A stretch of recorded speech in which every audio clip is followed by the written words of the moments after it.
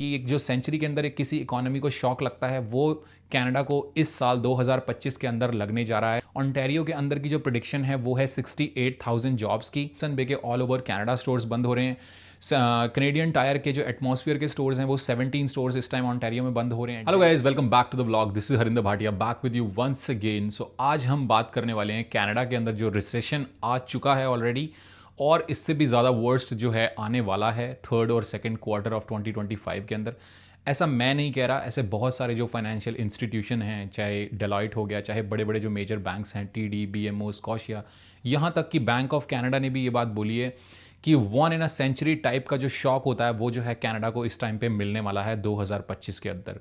ऐसा क्यों हो रहा है, इस चीज़ के क्या फैक्टर्स हैं, क्या इसको इम्पैक्ट करेगा, इसका जॉब मार्केट के ऊपर क्या इम्पैक्ट होगा, इमिग्रेशन के ऊपर क्या इम्पैक्ट होगा, क्या क्या चीज़ें जो है इस इन्फ्लेशन को कॉज कर रही हैं और इस रिसेशन को लेके आ रही हैं, उन सब के बारे में पूरी डिटेल में बात करेंगे। और बात करेंगे जॉब लॉसेस के बारे में भी, जो ओंटारियो और यहाँ जैसे मैं लंदन ओंटारियो में रहता हूँ उसके अंदर लंदन ओंटारियो पर भी क्या फ़र्क पड़ेगा उसके बारे में भी इस वीडियो में बात करेंगे। तो वीडियो के अंदर एंड तक बने रहना। Let's start the video. So इस कनाडा के रिसेशन के अंदर जो 2025 के अंदर आने वाला है, इसका जो मेजर ट्रिगर पॉइंट है वो है यूएस इलेक्शंस। वहीं से जो है नए यूएस प्रेसिडेंट जो डोनाल्ड ट्रंप बने, उन्होंने एक नया वर्ल्ड मार्केट में लेके आए जो कि था टैरिफ्स। सिर्फ कनाडा ही उसकी चपेट में नहीं आया, और भी बहुत सारी कंट्रीज़ जैसे चाइना, इंडिया या यूरोपियन यूनियन के बहुत सारे जो देश हैं वहाँ के भी बहुत सारी कंट्रीज़ इस टैरिफ्स के जो है वजह से उनके वहाँ पर भी जो है अनसर्टेनिटी देखी गई है। और ये चीज़ जो है बहुत ज़्यादा कनाडा को इसलिए इम्पैक्ट कर रही है क्योंकि कहीं ना कहीं जो कनाडा की इकोनॉमी है, जो यहाँ का मैन्युफैक्चरिंग सेक्टर है, या जो और भी बिजनेसेस हैं, चाहे वो माइनिंग्स को लेके, पेट्रोलियम को लेके, मैन्युफैक्चरिंग को लेके या फार्मास्यूटिकल को लेके, सब कुछ जो है यूएस की इकोनॉमी के ऊपर ही डिपेंड करता था। हमारा जो मेजर हमारा कस्टमर था वो यूएस ही था। इसीलिए कनाडा और यूएस के बीच में जो है एक फ्री ट्रेड एग्रीमेंट था, जिसको वायलेट करते हुए यूएस प्रेसिडेंट ने बहुत सारे टैरिफ्स यानी कि बहुत सारे टैक्सेस जो हैं कनेडियन गुड्स को जो इंपोर्ट किया जाता था कि यूएस के अंदर, उस पर लगा दिए।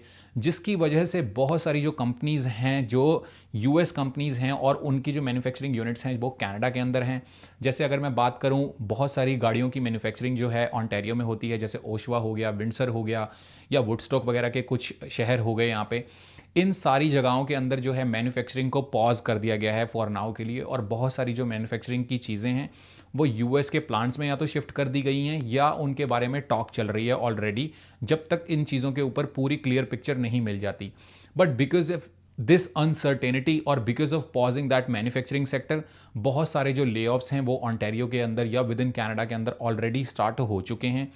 और इसके अलावा डेलॉयट ने भी बोला है कि एक पूरे के पूरे सेंचुरी के अंदर, और बैंक ऑफ कनाडा ने भी ये वाली बात बोली है कि एक जो सेंचुरी के अंदर एक किसी इकोनॉमी को शॉक लगता है वो कनाडा को इस साल 2025 के अंदर लगने जा रहा है। स्पेशली जो कॉन्ट्रैक्शन हो रहा है इकोनॉमी का वो हो रहा है सेकेंड एंड थर्ड क्वार्टर के अंदर, क्योंकि ये जितनी चीज़ें थी जो मेजर इसमें रोल प्ले किया वो टैरिफ्स ने किया, जो कि फर्स्ट क्वार्टर में लगे। और जो ये कॉज था उसका, और जो इसके बाद अब इसके रिजल्ट सामने आ रहे हैं वो सेकेंड और थर्ड जो है इसके अंदर निकल के आएंगे क्वार्टर्स के अंदर 2025 के। So this is a very big impact, and as per the numbers by the financial institutions like Deloitte, they are saying कि 100,000 जो है जॉब लॉस हो सकता है कनाडा के अंदर। ओंटारियो के अंदर की जो प्रिडिक्शन है वो है 68,000 जॉब्स की, एंड जो लंदन ओंटारियो की जॉब लॉस की प्रिडिक्शन है बिकॉज ऑफ दीज टैरिफ्स वो है 11,500 जॉब्स की। सो इतनी सारी जॉब्स जो हैं कनाडा या ओंटारियो या लंदन ओंटारियो जहाँ से मैं बिलोंग करता हूँ, वहाँ पर जो है ये जॉब लॉस इन टैरिफ्स की वजह से होने वाला है और हम रिसेशन के अंदर जाने वाले हैं। वैसे अगर रिसेशन की बात करें तो ये जो रिसेशन है ये स्लोली ऑलरेडी आ चुका था कनाडा के अंदर, और इवन यूएस के अंदर भी कई कई पोर्शंस के अंदर, कई कई इंडस्ट्रीज़ के अंदर ये इन्फ्लेशन की वजह से और हायर इन्फ्लेशन की वजह से कोविड के बाद ही ये चीज़ें इम्पैक्ट करने लगी थी। ये बड़े स्केल पे नहीं कर रही थी, इसलिए ये न्यूज़ का बहुत बड़ा जो फैक्टर है वो नहीं बनी। अगर आप देखेंगे कि जब कोविड शुरू हुआ या उसके बाद जब कोविड का एंड हुआ, एक हिसाब से एंड तो कभी हुआ ही नहीं, बट जब भी उसको हम कहते हैं कि 2022 के बाद जब वो एंड हुआ, तब जाके जो है जो एक सेंटिमेंट था लोगों के मन में, लोगों से मिलने का, बात करने का, स्टोर्स में परचेजिंग करने का या ऑनलाइन शॉपिंग करने का, ये जो कस्टमर का जो थॉट प्रोसेस था या कस्टमर बिहेवियर था वो जो है चेंज होता गया कोविड के टाइम और कोविड के बाद। बहुत सारे लोग जो हैं स्टोर से मूव करके ऑनलाइन शॉपिंग की तरफ मूव कर गए, जिसकी वजह से आफ्टर कोविड या विद इन कोविड बहुत सारे जो स्मॉल बिजनेसेस थे, जो शॉप्स थी, कैफ़ेज़ थे, रेस्टोरेंट्स थे, बहुत सारे बंद हुए। बट ये जो चीज़ थी, बड़े बड़े जो बिजनेसमैन्स थे या बड़ी बड़ी फ्रेंचाइजेस थी, जैसे कनेडियन टायर हो गया या हडसन बे हो गया या डेनीज रेस्टोरेंट टाइप की चेन्स हो गई, जो अब बंद हो रही हैं इस टाइम पे, जिनका सुनने में आ रहा है कि वो अपनी चेन्स को जो है बंद कर रहे हैं। उस टाइम वो लोग इस प्रेशर को झेल गए क्योंकि ऑफ कोर्स उनके पास कैपिटल ज़्यादा था। लेकिन आने वाले टाइम के अंदर जब वो जो कस्टमर बिहेवियर था जो चेंज नहीं हुआ, लोग स्टोर्स में जाके शॉपिंग नहीं करते, सब कुछ प्रोसेस जो है ऑनलाइन चला गया। इसकी वजह से जो है अब ये सारे स्टोर्स उनको बंद करने पड़ रहे हैं। हडसन बे के ऑल ओवर कनाडा स्टोर्स बंद हो रहे हैं। कनेडियन टायर के जो एटमॉस्फेयर के स्टोर्स हैं वो 17 स्टोर्स इस टाइम ऑन्टारियो में बंद हो रहे हैं। डेनीज के स्टोर्स बंद हो रहे हैं और ऐसी कई सारी बहुत सारी फ्रेंचाइज कंपनीज हैं जिनके स्टोर्स इस टाइम पे बंद हो रहे हैं। तो ये जो पिक्चर है वो बड़े स्केल पे दिख रही है। पहले तो जब छोटे छोटे स्टोर्स बंद हो रहे थे वो सिर्फ एक ट्रेलर था, लोगों ने बहुत ध्यान नहीं दिया उस चीज़ के ऊपर। बट इस टाइम जो है ये चीज़ बहुत ज़्यादा इम्पैक्ट कर रही है। जो थर्ड फैक्टर है इसका मेजर प्ले करने वाला वो है इमिग्रेशन को लेके। अब इसमें किसी और कंट्री का तो कोई हाथ नहीं है, बट इंटरनली जो है रिसोर्सेज कनाडा के अंदर जो एट प्रेजेंट थे, चाहे वो ट्रांसपोर्टेशन को लेके हो, चाहे वो हाउसिंग को लेके हो, चाहे वो हॉस्पिटल्स को लेके हो, हेल्थ केयर को लेके हो, उन सब में जो है कनाडा अपने आप में ही स्ट्रगल कर रहा था। क्यों स्ट्रगल कर रहा था? क्योंकि पिछले कुछ सालों के अंदर 2020 से लेकर 2022-23 तक बहुत सारी जो है इमिग्रेशन एक बड़े स्केल पे की गई, जिसकी वजह से बहुत सारी पॉपुलेशन जो है कनाडा में ऑल द सडन इंक्रीज हो गई। और ये resources up to the level ना होने कारण करके बहुत सारी जो है एक अनसर्टेनिटी क्रिएट हो गई पूरी इकोनॉमी के अंदर, पूरे सिस्टम के अंदर, जिसके अंदर जब गवर्नमेंट को ये बात की सूझ लगी, हालांकि गवर्नमेंट चेंज भी नहीं हुई, it's a same government, but they recognised as their mistake कि उनसे ये गलती हुई है और उन्होंने ऑल द सडन जो है इस चीज़ के ऊपर पॉज लगाया।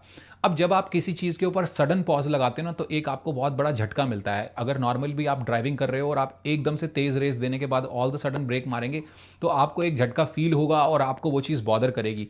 वही जो है इस टाइम कनेडियन इकोनॉमी को भी बॉदर कर रही है, बहुत सारे लोगों को, बहुत सारी फैमिलीज़ को भी इम्पैक्ट कर रही है।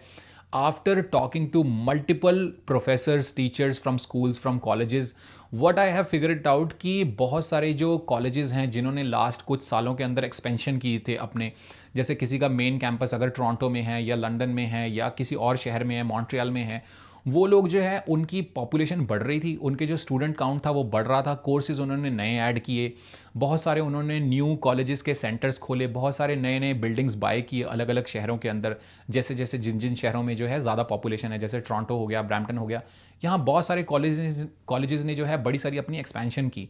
But because of this all the sudden pause on the immigration by the Canadian government, अब ये चीज़ हो रही है कि वो जो सारे सेंटर्स थे, वो जो सारे कॉलेजेस थे एक्स्ट्रा वाले, वो सारे अब उनको कोर्सेज कट डाउन करने पड़े, सेंटर्स जो हैं बंद करने पड़े अपने इंस्टीट्यूशन सेंटर्स, और सिर्फ जो है मोटा मोटा अब मेन कैंपसेस जो हैं रह गए हैं।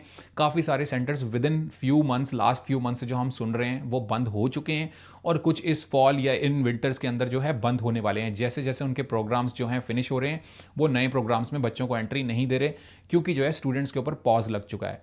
इसकी वजह से बहुत ज़्यादा जॉब लॉस हुआ, हाउसिंग मार्केट को भी बहुत ज़्यादा इसमें लॉस हुआ, और इसके अंदर जॉब लॉस हुआ जो प्रोफेसर्स काम कर रहे थे या जो भी स्टाफ मेंबर्स काम कर रहे थे उन बिल्डिंग्स के अंदर, उन सबको भी बहुत बड़ा जॉब लॉस हुआ, जो कि at the end of the day economy के ऊपर बहुत बड़ा जो है इम्पैक्ट है। प्लीज़ कमेंट अंडरनीथ अगर आप भी इस जॉब लॉस या इस इन्फ्लेशन या इस कमिंग रिसेशन की वजह से जो है कुछ प्रॉब्लम्स फेस कर रहे हैं। Do comment your city, your name in the comment section.